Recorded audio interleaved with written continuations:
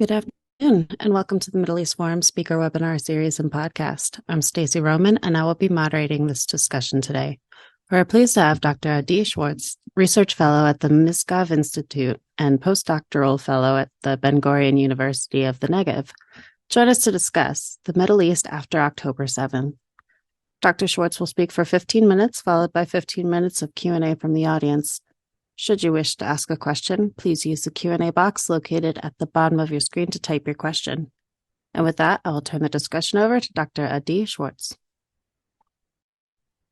Thank you very much for inviting me to speak this afternoon. First, I'd like to say a few words about the meaning of the moment in history where we're on. Historians of the Middle East or of the Arab-Israeli conflict tend to divide the history of the conflict into two separate periods: until 1973, the Yom Kippur War, and after 1973, where until that war, Israel fought the war in 1948, the war of 1967, and the war of 1973. And in each war, there was an existential threat to the state of Israel.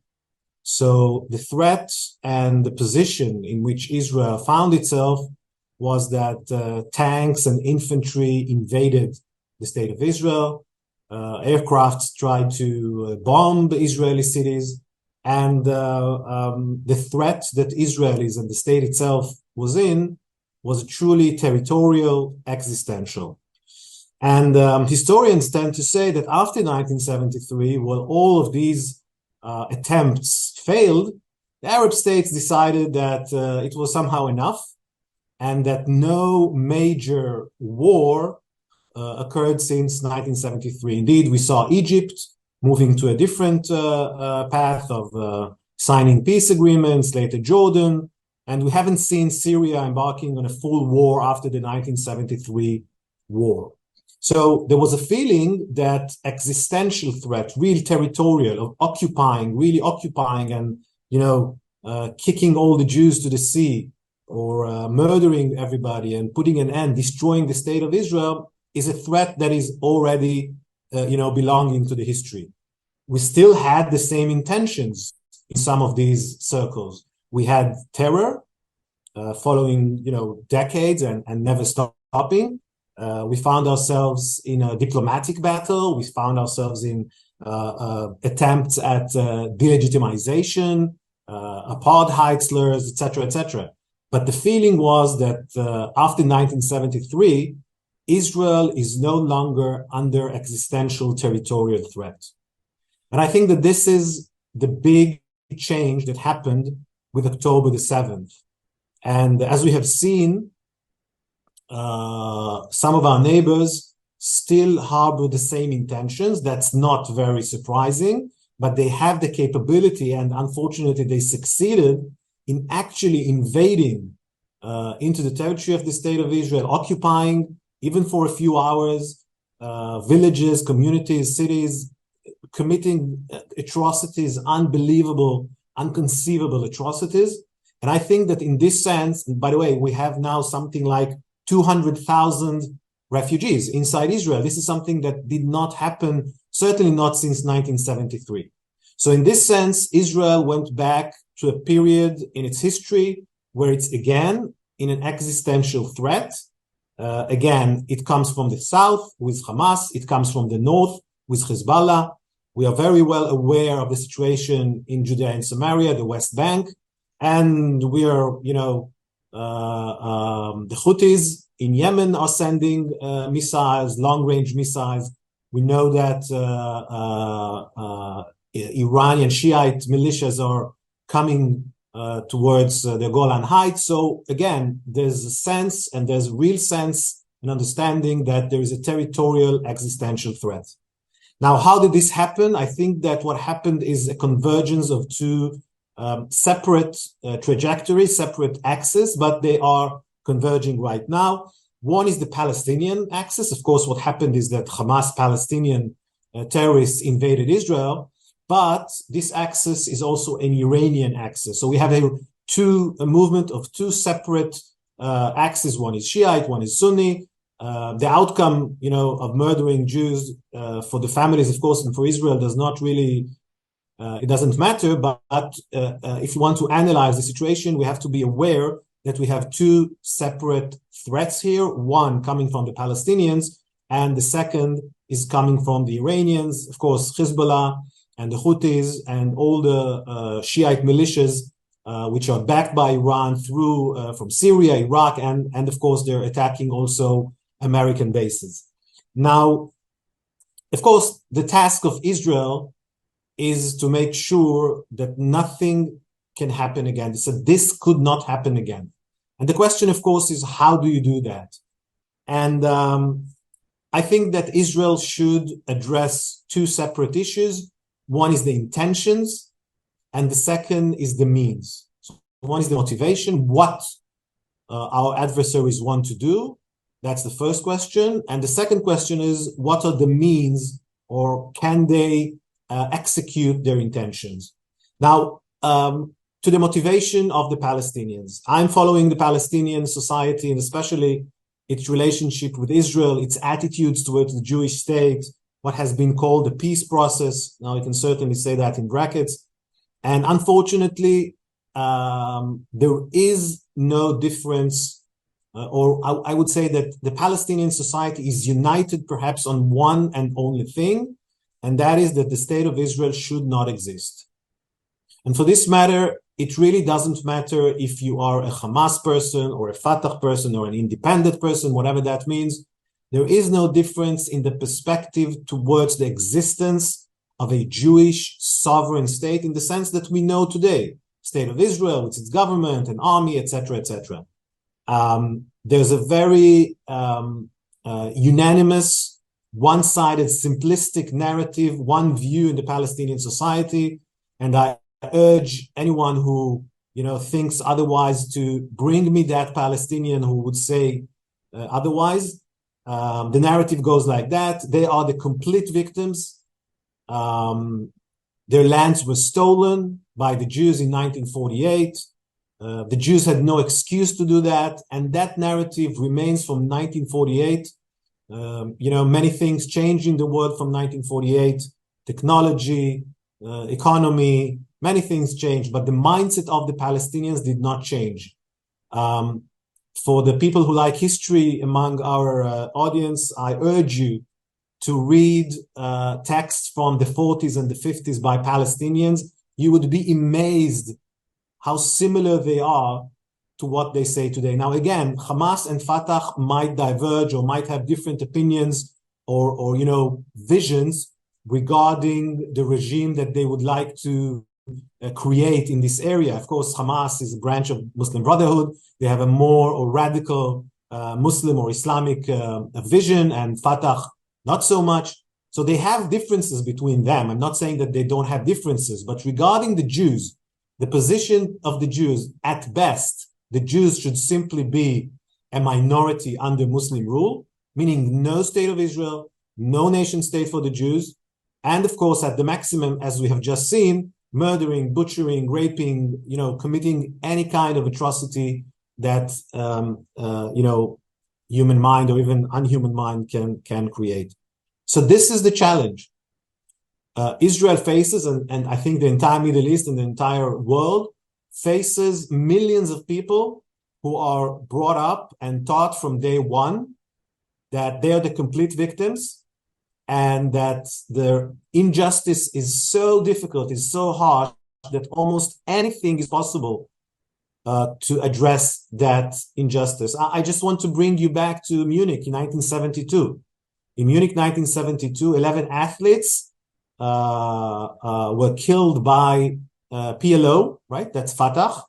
And their bodies were mutilated in atrocities that are similar to what happened here. Of course, what happened here is 100 times worse because the number of the casualties is much bigger, but the pattern is again the same. And I have yet to come across a Palestinian political figure, politician, novelist, author, and not even in Gaza Strip. Sometimes people say, well, they live under dictatorship, so they can't really express themselves. Hamas is stifling their freedom of speech.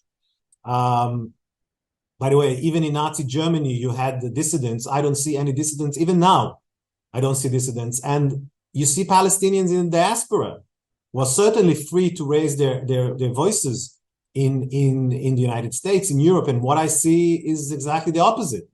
I see that they embrace the cause of Hamas. They see them as liberators.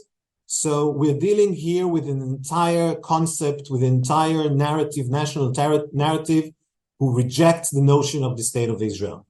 Now, some people say that what we have to do with the Palestinians is similar to what the Allies had to do with Germany and Japan. So you have to destroy them, first of all, physically, and then you have to somehow denazify Palestinian society or de-radicalize Palestinian society. So on the one hand, I'm 100%, I agree with that.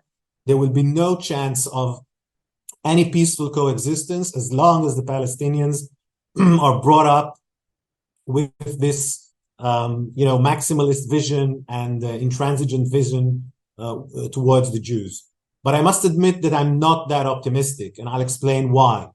Because the German society, you could denazify German society and something could have remained. Of course, we know that even in Nazi Germany, many Nazis remained in the apparatus and the denazification wasn't really a complete work.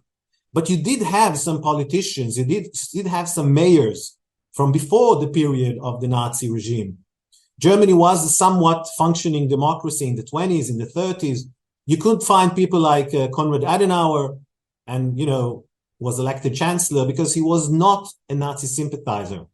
Unfortunately, I think that you will not find today anyone in Palestinian society who is not committed totally to the idea of destroying Israel. So I think that our task is much more difficult with all the, of course, comparisons in history are very difficult, but I think that we have a very, very tough work to do. And this is a job which Israel could not be able or will not be able to do alone. It has to be a regional and an international attempt to de-radicalize the Palestinian society. That is for the medium and for the longer range. I think that in the shorter term, Israel must take some very concrete steps because, as I said before, there are intentions. This is the motivation. This is the spirit of the Palestinian nation. It will take time to change it.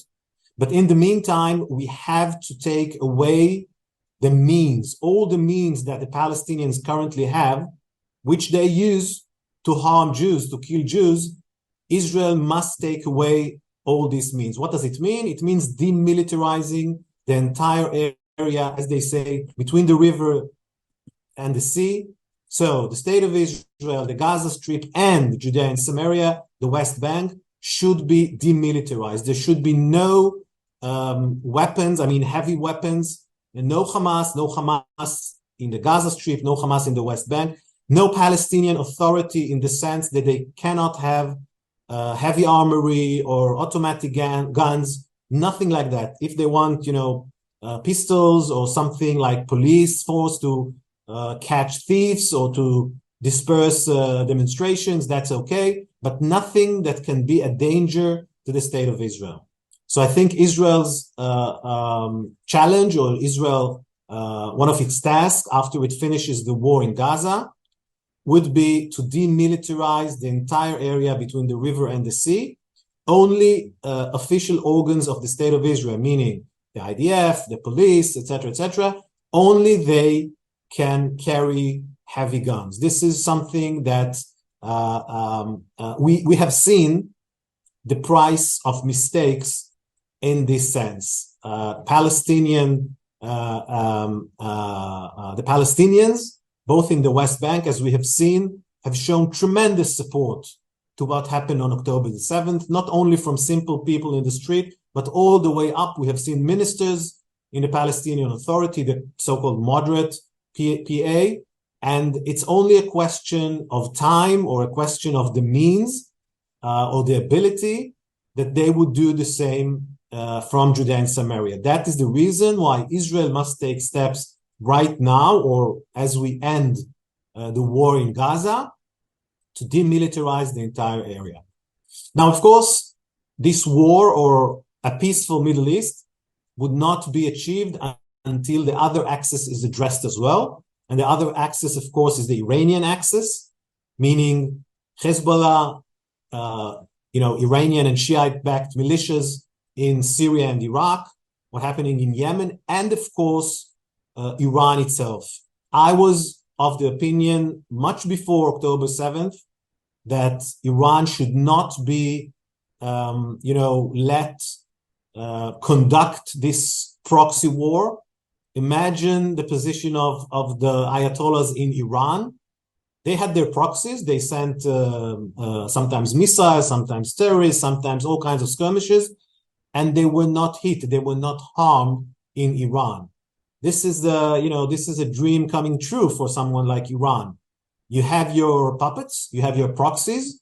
Whenever you want, you push a button and they harm the Americans, they harm the Saudis, they harm the Israelis, and no one reacts against Iran.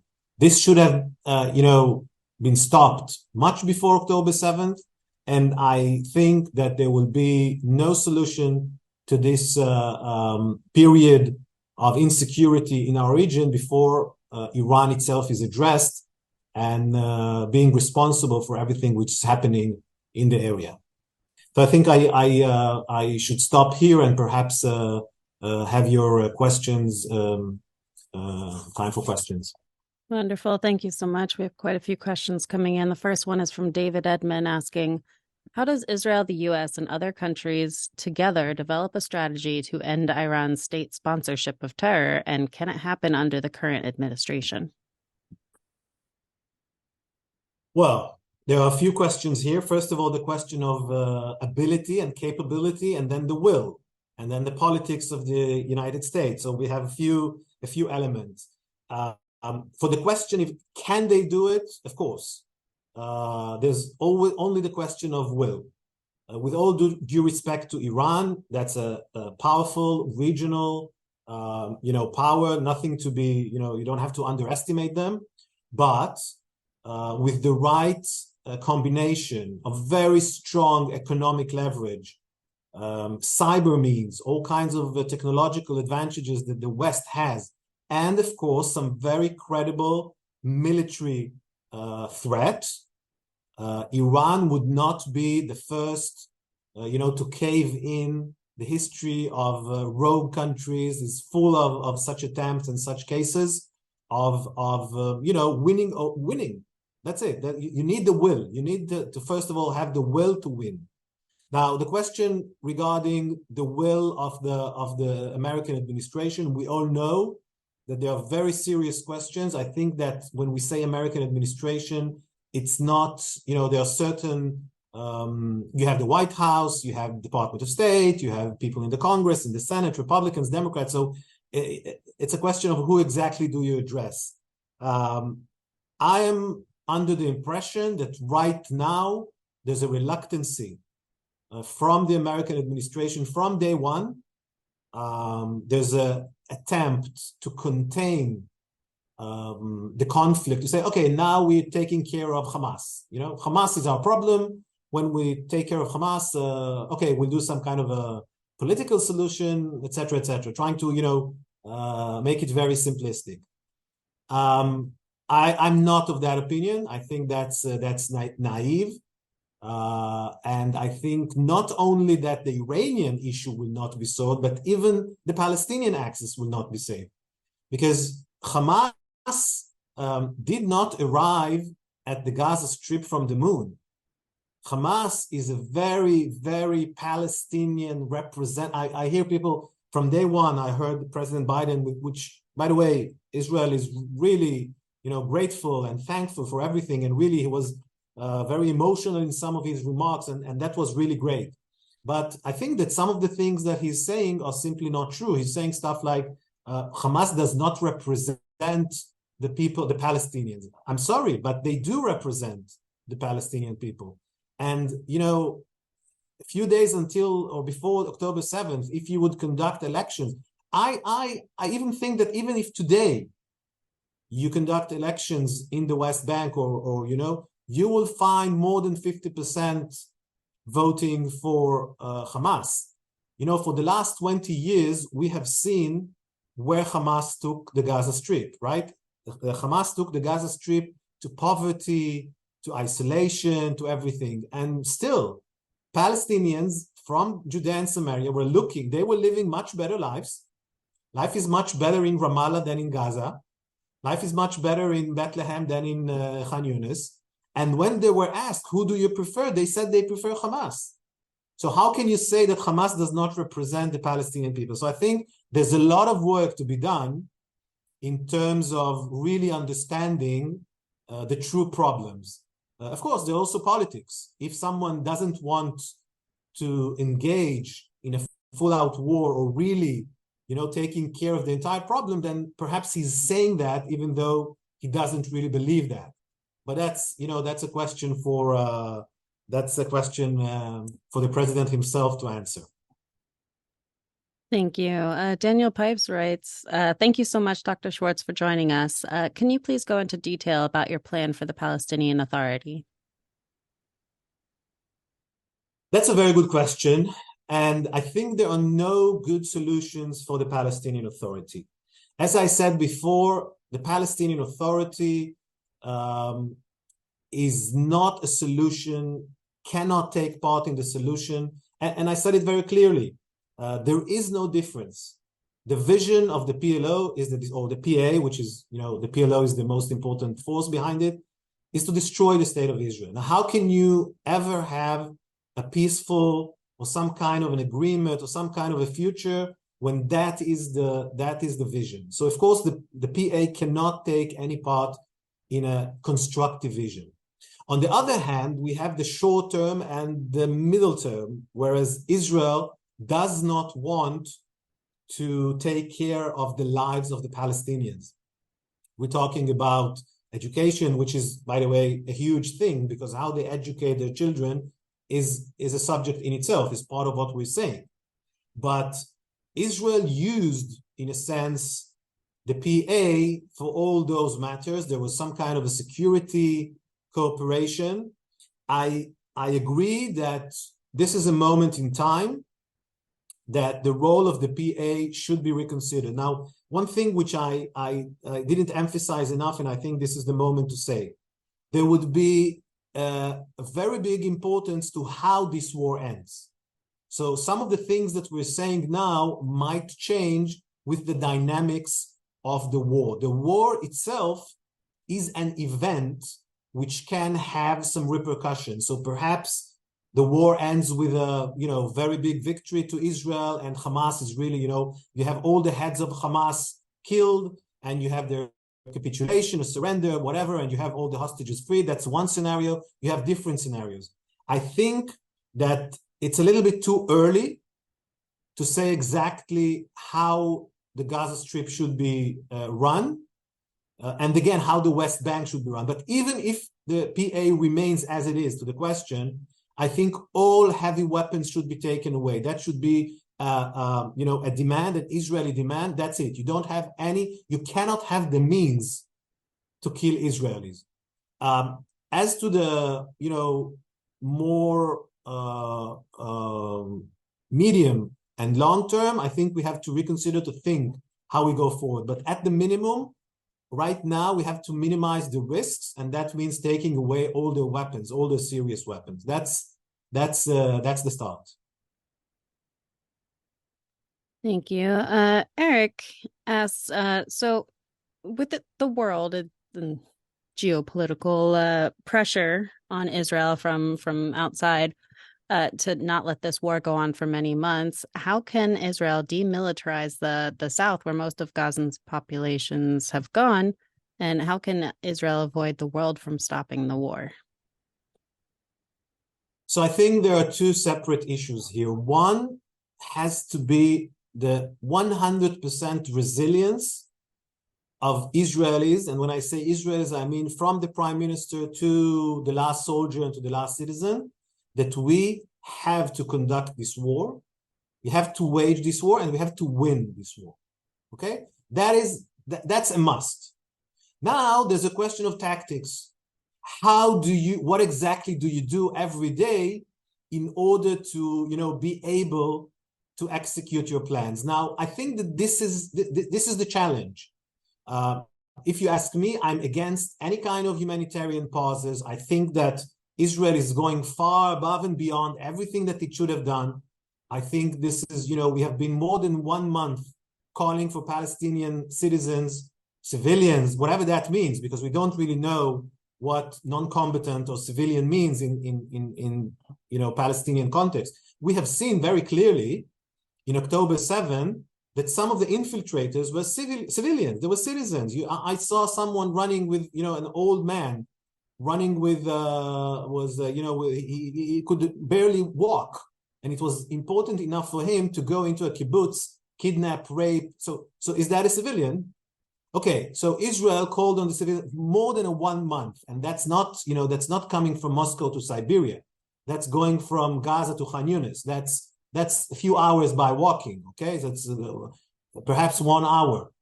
So I think we have done far and above whatever we had to do. But I understand that in order to perhaps somehow placate or pacify or have the goodwill of supporting governments in the West, especially the American government, there are some steps being taken that I don't think should have been taken, but you do them. I think this is exactly the way forward. Each day you have to tactically decide. So the purpose must be 100% war, but in the meantime, that's the situation we're in. Israel is the size of Belgium, Ireland, Denmark, Portugal. We're not the United States. We're not Russia. We're not China. We're not a superpower. So there are limits and there are limitations of how we can conduct a war. Everything is known. We know that the world is biased. Of course, the United Nations is biased against us. We know that there are Muslim communities in Europe and the United States which are against us. Everything is known, but this is the situation where we're in, and we have to win. Thank you.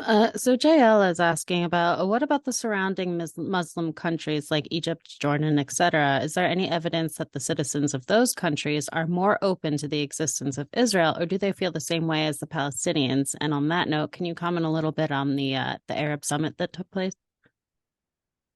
Yes. Well, unfortunately, the short answer would be no, but I would make a longer answer. You have to differentiate between public opinion and the people, which I think are very, very anti-Israeli, very even anti-Semitic. You have to bear in mind, Cairo today is the #1 exporter of anti-Semitic literature.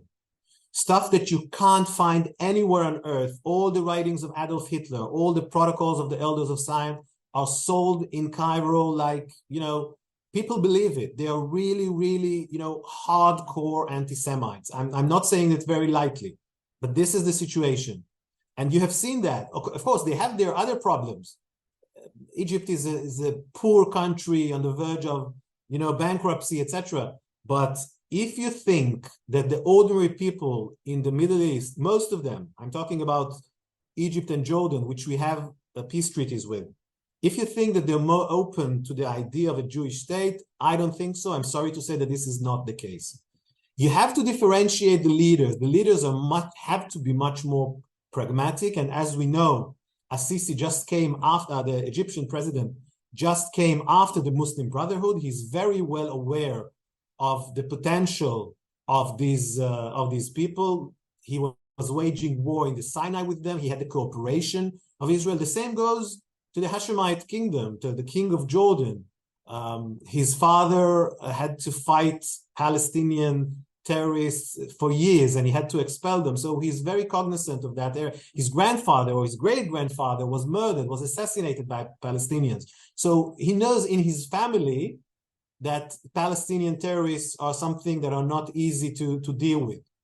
But, so they would like Israel to, eliminate Hamas, but they have an inner problem because people see, Israelis are, killing, bombing Palestinians. So if Israel could have done it in 1 week or 2 weeks, they would be very satisfied. They want Israel to, dismantle and kill Hamas. Nobody likes Hamas here. I mean, Qatar likes them, Turkey likes them, but not Egypt and not Jordan. And the last word to the Arab summit or even the Muslim summit. So I think it was a classic case of Arab not only hypocrisy but also disagreement. There is almost nobody there likes anybody. You can see Iran shaking hands with Saudi Arabia, which is ridiculous. We know that Iran is responsible for killing Saudis, recently. You saw, Syrian President Assad lecturing us about human rights, right? So you had really stuff which is unimaginable. Indeed, there were reports in the Israeli media, which I can't verify. I didn't see the text themselves, but that some of the Arab countries, including UAE or the Abraham Accords, the members of the Abraham Accords, managed to block some of the harsher resolutions against Israel. And this is something which I see in a very positive way. It means that there are buds, very small buds, perhaps again in the UAE, perhaps in Saudi Arabia, in the more modern, younger generation of leaders in the Middle East, which understand that the future is much more aligned with the interests of Israel, the United States, and the West, rather than people who butcher, kill, maim, rape people. So I think that after we finish this war with Hamas, we could have a reemergence of that trend towards the Abraham Accords. But first, I think that we have to finish the war with Hamas. All right, well, thank you. On that note, can you tell our viewers where we can find some more of your work? So you just use either Google or I'm on social media, Facebook, just as you see my name. You can find a book that I co-authored with Einat Wilf, and it was with the generous support of the Middle East Forum. You can Google it up. It's called The War of Return. And it was published in 2020, and unfortunately, nothing changed. And if you really want to understand the ethos of the Palestinian, what has to be done, we have a chapter in the end with recommendations of what actually should be done, then you're more than welcome. You can find it an electronic version or hard copies, whatever you want. And feel free, of course, to write me comments or ask me questions. Wonderful. Thank you so much. Unfortunately, we had a lot of unanswered questions. I apologize to our viewers who submitted them. They were all fantastic. All right, so we have come to the close of our webinar. Thank you again, Dr. Schwartz, for joining us today. Thank you for having me. Of course. For our viewers, please join us Wednesday at 3 p.m. Eastern for a webinar with Ashley Perry. Thank you all for joining us, and I hope you have a wonderful day.